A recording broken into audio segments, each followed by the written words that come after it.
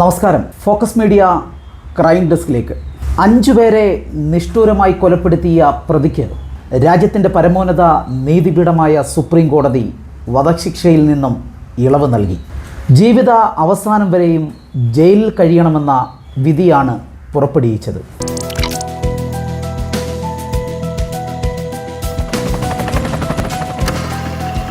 ഈ പ്രതി മരിക്കേണ്ടവനോ ജീവിക്കേണ്ടവനോ?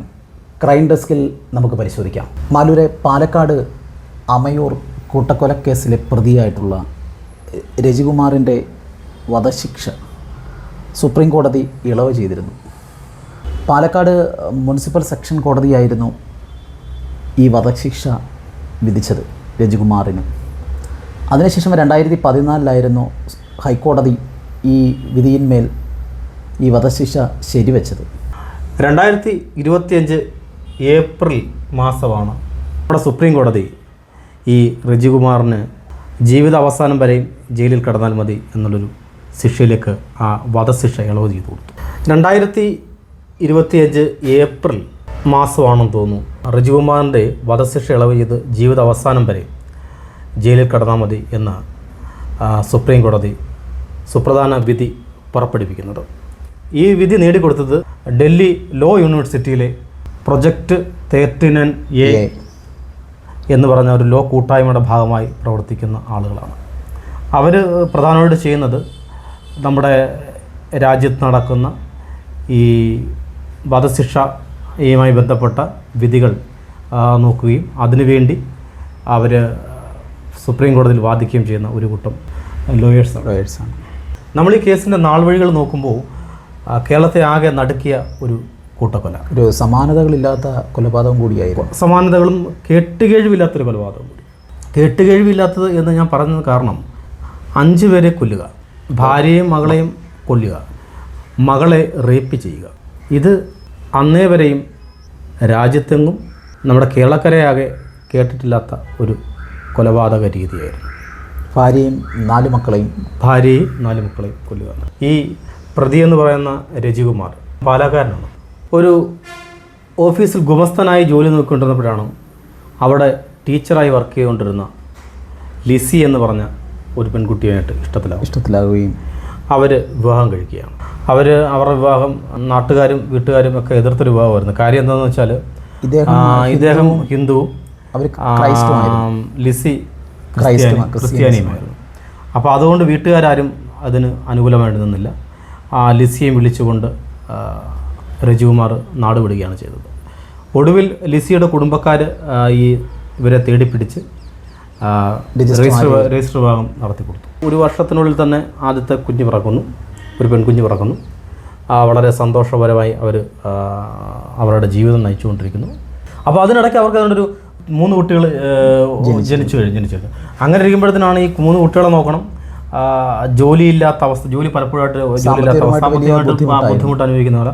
അപ്പോൾ ഒരു സുഹൃത്ത് പറയുന്നു, അവിടെ ഹൈദരാബാദിൽ ജോലിയുണ്ട്, വേക്കൻസി ഉണ്ട്, ലിസിക്ക് അവിടെ ടീച്ചറായിട്ട് ജോലി, നിനക്ക് അവിടെ ഒരു ഡ്രൈവിംഗ് വേക്കൻസിയിലോട്ട് നിനക്ക് അവിടെ ജോലി കയറാം. അങ്ങനെ ഇവർ ഈ കുടുംബസമിതി 3 കുട്ടികളെയുമായിട്ട് ഇവർ നേരെ ഹൈദരാബാദിന് വണ്ടി കയറുകയാണ്.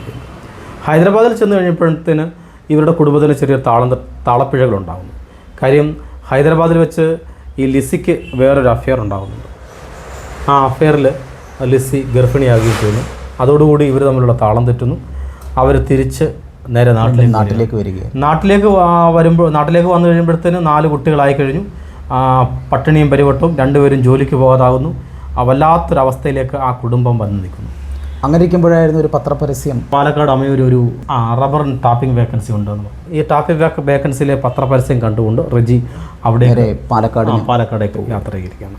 അവിടെ ചെന്ന് സിദ്ദിഖ് എന്ന് പറയുന്ന ഒരാളെ റബ്ബർ തോട്ടം, സിദ്ദിഖും റംലയും അവർ ഭാര്യയും ഭർത്താവുമാണ്. സിദ്ദിഖും റംലയും ഭാര്യയും ഭർത്താവുമാണ്.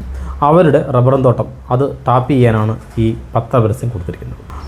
വളരെ മാന്യനായിട്ട ഒരാൾ വരുന്നു. അയാൾ മാന്യമായി സംസാരിക്കുന്നു. ഇയാളുടെ പെരുമാറ്റവും സംസാരവും കണ്ടു കഴിയുമ്പോൾ തന്നെ സിദ്ദീഖിനും ഈ റംലയ്ക്ക് ഇഷ്ടപ്പെടുകയാണ്. അപ്പം അവർ പറഞ്ഞു, നാളെ തന്നെ നിങ്ങൾ ജോലി കയറിക്കോളാൻ പറഞ്ഞു. അങ്ങനെ അപ്പോൾ പിറ്റേന്ന് തന്നെ അവർ ജോലിക്കെത്താൻ പാലക്കാടേക്ക് തിരിക്കുകയാണ്. അപ്പോൾ പാലക്കാട് അവരെത്തുന്നു. അമയൂർ വലിയൊരു റബ്ബർ തോട്ടത്തിൻ്റെ നടുവിൽ ഒരു വീട്, ഒറ്റപ്പെട്ട വീട്. ഈ വീട്ടിൽ അവർ ലിസി, 2 മക്കൾ, ഈ പറയുന്ന റജികുമാർ.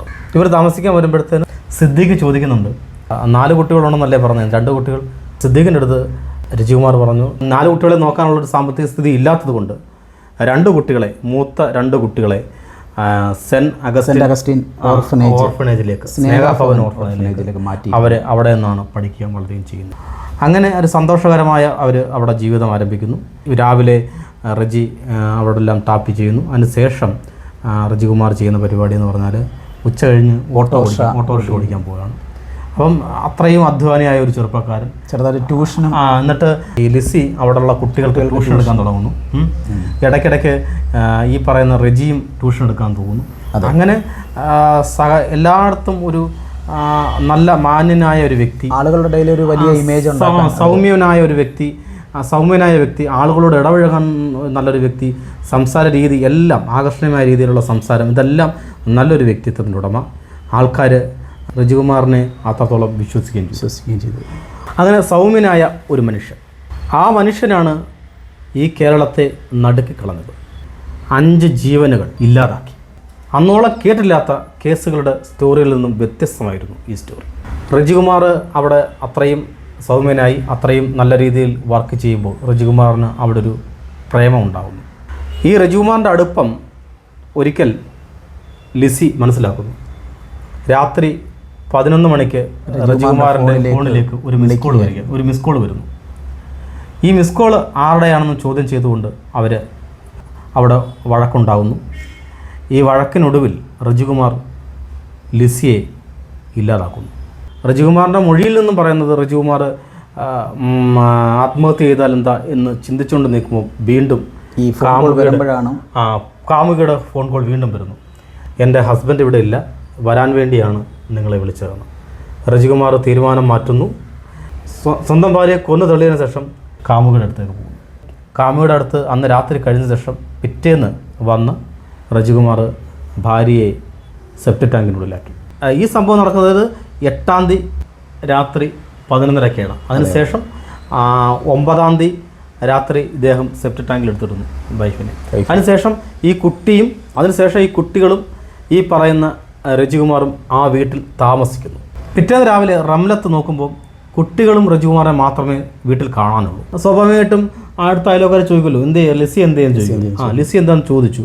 ലിസി എന്തെന്ന് ചോദിച്ചപ്പോഴത്തേന് റജികുമാറിൻ്റെ മറുപടി വന്നു, അവൾ അമ്മ വീട്ടിൽ പോയി. അപ്പോൾ അവർക്ക് അതിനൊരു അസ്വാഭാവികം തോന്നിയില്ല. ഇപ്പം പോയേക്കാണല്ലോ എന്നുള്ള രീതിയിൽ അസ്വാഭാവികം തോന്നിയില്ല. അതിനുശേഷം ഏതാണ്ട് ഒരു 13-ാം തീയതി രാവിലെ ഈ കുട്ടികളും റജികുമാറും കൂടെ ഒരുങ്ങി പുറത്തേക്ക് പോകുന്നു. റംലത്ത് അന്നേരം ചോദിച്ചു, എവിടെ പോകുന്നു? ലിസി എന്തി എവിടെ പോകുന്നു എന്ന് ചോദിച്ചു. പറഞ്ഞ് ലിസിയെ കൂട്ടിക്കൊണ്ടുവരാൻ പോവുകയാണ്. ബന്ധു വീട്ടിലാണ് അവളെ കൂട്ടിക്കൊണ്ട് വരണം, ഇവരെ 2പേരും കൊണ്ടുപോവുകയാണ്. ഞങ്ങളുടെ വീട്ടിലേക്ക് ഒരു കണ്ണ് വേണേ, അവിടെ ആരെങ്കിലും വരുന്നുണ്ടോ എന്നൊക്കെ പറഞ്ഞു. സ്വാഭാവികമായി അയാൾ അസ്വാഭാവികത ഒന്നുമില്ലാതെ ചിരിച്ച മുഖത്തോടുകൂടി സംസാരിച്ച് അയാൾ നടന്നു നീങ്ങി അയാൾ അന്ന് പുലർച്ചെ ഏകദേശം 4:30യോടുകൂടി ആ കുട്ടികളെ 2 അയാൾ കൊല്ലുകയാണ്. ആ കുട്ടികളെ 2 കൊന്നിട്ട് അടുത്ത പൊന്തക്കാട്ടിൽ വലിച്ചെറിയാണ്. ചാക്കിൽ കെട്ടി പുരയിടത്തിൻ്റെ പൊന്തക്കാട്ടിൽ വലിച്ചെറിയാണ് ആ കൊച്ചു കുട്ടികളെ 2 പേര് ശ്വാസം മുട്ടിച്ചാണ് അയാൾ കൊണ്ടത്. അതിനുശേഷം ജൂലൈ 23-ാം തീയതി ഈ തൊട്ട അയലോക്കത്തുള്ള ഒരു വീട്ടിലെ സ്ത്രീ, ഭർത്താവ് ചിലപ്പോഴൊക്കെ വൈകിയൊക്കെ വരാറുള്ളൂ. അപ്പം ഒരു ഓട്ടോയുടെ സൗണ്ട് കേട്ട് അവർ പുറത്തിറങ്ങി നോക്കിയപ്പോൾ റജികുമാറും 2 പെൺകുട്ടികളും വന്നിറങ്ങുന്നവർ കാണുന്നുണ്ട്. അപ്പം ഇദ്ദേഹം ഈ റജികുമാർ ഓർഫണേജിൽ പോയിട്ട് കുട്ടികളുടെ അമ്മ മരിച്ചുപോയി എന്ന് പറഞ്ഞുകൊണ്ട് അവിടെ നിന്ന് ഓർഫണേജിൽ നിന്ന് കുട്ടികളെ കൂട്ടിക്കൊണ്ടുവരികയാണ്. അപ്പോൾ അത് അയൽവക്കത്തുള്ള ഒരു സ്ത്രീ കാണുന്നുണ്ട്. അപ്പോൾ അവർ നോക്കിയപ്പോൾ റജികുമാറാണോ വന്നേക്കുന്നത്. റജികുമാറിൻ്റെ കൂടെ 2 പിള്ളേരുണ്ട്. ഓക്കെ, അവർക്കൊരു അസ്വാഭാവികം തോന്നിയില്ല. അവർ നോക്കിയപ്പോൾ അവരുടെ ഹസ്ബൻഡും അല്ല, അവരോടെ തന്നെ അകത്ത് കയറി കഥ അടച്ചു. ഇവർ ഓട്ടോ പോകുന്ന സൗണ്ടും കേട്ടു. അതിനുശേഷം പിന്നെ ആ കുട്ടികളെ അവരാരും കണ്ടിട്ടില്ല. അന്ന് പുലർച്ചെ 4:30-ക്ക് ഈ കുട്ടികളെയും കൊല്ലുകയാണ്.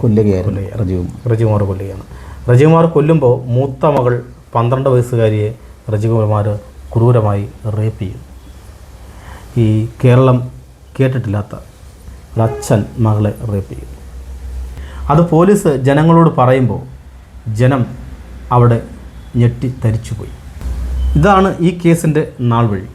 ഇത് കണ്ടെത്തുന്നത് എങ്ങനെയാണെന്ന് ചോദിച്ചാൽ, ഈ കൊലപാതകങ്ങളും ഇതെല്ലാം കണ്ടെത്തുന്നത് എങ്ങനെയാണെന്ന് ചോദിച്ചാൽ, അത് ഈ കൂടെ ഈ സിദ്ദിഖിൻ്റെ ഭാര്യയായിട്ടുള്ള റംലത്ത് കൂടെ ഈ വീട്ടിൽ വന്ന് വീക്ഷിക്കുന്നുണ്ടായിരുന്നു. അവർ കൂടെ വന്ന കാര്യം അവരുടെ തൊഴിലാളിയാണ്. അപ്പം ടാപ്പിംഗ് മുറയും കിടക്കുന്നു. അതെ. അപ്പം അതുകൊണ്ട് ഇടയ്ക്ക് വല്ലപ്പോഴൊക്കെ വന്ന് നോക്കും, വീട് അവർ വന്നിട്ടുണ്ടോ നോക്കും. അങ്ങനെ അന്ന് രാവിലെയും വന്ന് നോക്കിയപ്പോൾ, ഒരു 23-ാം തീയതി രാവിലെയും വന്ന് നോക്കിയപ്പോൾ ആ വീട് അകത്ത് നിന്നാണ് പൂട്ടിയിരിക്കുന്നത്. അതാണ്, പുറത്ത് നിന്നല്ല പൂട്ടിയിരിക്കുന്നത്. അപ്പോൾ അകത്ത് ആളുണ്ട് എന്ന് മനസ്സിലായി. നമ്മളത് 2-3 തവണ വിളിച്ചു നോക്കി, കഥയിൽ മുട്ടിയിട്ട് വിളിച്ചു നോക്കി. അപ്പം അകത്തുനിന്ന് ഒരു അനക്കവുമില്ല, അകത്തുനിന്ന് ആരും അനക്കമില്ല. അപ്പം അവർക്കൊരു പേടി തോന്നി. ഉടൻ തന്നെ അവർ സിദ്ദീഖിനെ വിവരം അറിയിച്ചു. സിദ്ദീഖും വീട്ടിലെത്തി നോക്കി. ഇവരുടെ വിളിയും പറച്ചിലേക്ക് കേട്ടുമ്പോൾ അയൽവക്കത്തു നിന്നുള്ള ആളുകളൊക്കെ വന്നിട്ട് എന്താണ് പ്രശ്നം ചോദിച്ചു. അവർ പറഞ്ഞു, ഈ റൂം അകത്തുനിന്ന് പൂട്ടിയിരിക്കുകയാണ്, പക്ഷേ അകത്ത് ആളനക്കമൊന്നുമില്ല, വിളിച്ചിട്ട് കേൾക്കുന്നുണ്ട്. അപ്പം ആൾക്കാർ പറഞ്ഞു, എന്നാൽ ജസ്റ്റ് നോക്ക്, കാര്യം ഇവർ വയ്യാതെ വല്ലതും ഇന്ന് കിടക്കുവാണോ, എന്താണെന്ന് അറിയത്തില്ല, അപ്പോൾ അതുകൊണ്ടൊന്ന് നോക്കണം എന്ന് പറഞ്ഞു. അപ്പോൾ സിദ്ദിഖും 2 കൂട്ടുകാരും ചേർന്ന് ഈ മച്ചിൻ്റെ മുകളിലേക്ക് അപ്പോൾ തന്നെ അവർ 2 ഓടിളക്കി നോക്കണം. അവർ നോക്കിയപ്പോൾ ഓടിളക്കി നോക്കിയപ്പം ആ ഇളക്കി നോക്കിയ ഭാഗത്തൊന്നും വലിയ കാണുന്നില്ല. അപ്പം റംലത്ത് പറഞ്ഞു, അതിലേക്ക് ഒന്ന് ഇറങ്ങി നോക്കണം, അവിടെ അവർ ബെഡ്റൂമിലല്ലേ കിടക്കുക, അപ്പോൾ അതൊന്ന് പോയി നോക്കണം വെക്കാന്ന് പറഞ്ഞു. അങ്ങനെ ആ വീടിൻ്റെ മുകൾ ഭാഗം ഓടിളക്കി ഉള്ളിലേക്ക് ഇറങ്ങിയിട്ട് ഫ്രണ്ടിലെ കതവ് തുറന്ന് എല്ലാവരും ഉള്ളിൽ പ്രവേശിച്ചു. അവിടെയൊക്കെ അസ്വാഭാവികമായിട്ടൊന്നും തന്നെ കാണുന്നില്ല. അങ്ങനെ അവർ ഇറങ്ങാൻ നേരത്താണ് പറയുന്നത്, ചേട്ടാ വലതുവശത്തെ ആ ബെഡ്റൂം കൂടെ ഒന്ന് പരിശോധിക്കുക, ബെഡ്റൂം അടഞ്ഞു കിടക്കുകയാണ്. അപ്പോൾ ബെഡ്റൂം അടഞ്ഞു കിടക്കുമല്ലേ, അതുകൊണ്ട് തുറന്ന് നോക്കാൻ നമ്മളുടെ ഇവർ പോയി ബെഡ്റൂം തുറക്കുമ്പോഴാണ് അവിടെ 2 പെൺകുട്ടികൾ മരിച്ചു കിടക്കും. അവരാദ്യം തട്ടിയൊക്കെ നോക്കി, പെൺകുട്ടികളെ മരണപ്പെട്ടു എന്ന് മനസ്സിലായതോടുകൂടി പോലീസിനെ പരിപാടിക്കുന്നു. ഇവിടം മുതലാണ് ഈ കേസിൻ്റെ ചുരുളഴിയുന്നത്. ഇങ്ങനെ വലിയൊരു ദുരന്ത വാർത്ത പുറം ലോകം അറിയുന്നത്. അതായത് ഒരു വീട്ടിൽ 5 മരണം, ഒരു വീട്ടിലെ 5 പേരെ കൊന്നിരിക്കുന്നു. ഗൃഹനാഥൻ കൊന്നത് എന്താണെന്ന് ചോദിച്ചാൽ, തൻ്റെ കാമുകിക്കൊപ്പം ജീവിക്കുവാൻ ഭാര്യയെയും 4 കുട്ടികളെയും കൊന്നിരിക്കുന്നു. അതിൽ മാത്രമല്ല, അതിലെ മൂത്ത കുട്ടിയെ റേപ്പ് ചെയ്തിരിക്കുന്നു. കാരണം ഈ കേസിൽ ശരിക്കും ദൃക്സാക്ഷികളില്ല എന്നുള്ളതായിരുന്നു. ഈ കേസിന് ദൃക്സാക്ഷികളുണ്ടായില്ല, ദൃക്സാക്ഷികൾ ഉണ്ടാവത്തില്ലല്ലോ. ഈ കേസിന് സാഹചര്യത്തിലുള്ള അടിസ്ഥാനത്തിലാണ് ഈ കേസ് കോടതി പരിഗണിച്ചത്. 44 സാക്ഷികളും 52 രേഖകളുമാണ് കോടതി ഈ കേസിനായി പരിഗണിച്ചത്. ഇന്ത്യൻ ശിക്ഷാ നിയമം 302 പ്രകാരം ഇദ്ദേഹത്തിന് മരണം വരെ തൂക്കിക്കൊല്ലാൻ കോടതി വിധിക്കുകയായിരുന്നു. ഈ വിധിയാണ് സുപ്രീം കോടതി സ്റ്റേ ചെയ്ത് മരണം വരെയും തടവിന് ശിക്ഷിച്ചത്. ഇതാണ് ഈ കേസിൻ്റെ നാൾ വഴികൾ. ഇത്ര ക്രൂരമായി കൊലപാതകങ്ങൾ നടത്തിയ ഒരാൾ, ഭാര്യയെയും മക്കളെയും മൂത്തമകളെ റേപ്പ് ചെയ്തു കൊന്നു. ഇത്ര മാനസിക വൈകൃതമുള്ള ഒരാൾ. ഇത്രയും ക്രൂരനായ റജികുമാർ നേടിയെടുത്ത ഈ വിധി നിങ്ങളുടെ മനസാക്ഷി കോടതി അംഗീകരിക്കുന്നുണ്ടോ? ക്രൈം സ്റ്റോറിയിൽ അടുത്തൊരു എപ്പിസോഡുമായി വീണ്ടും കാണാം.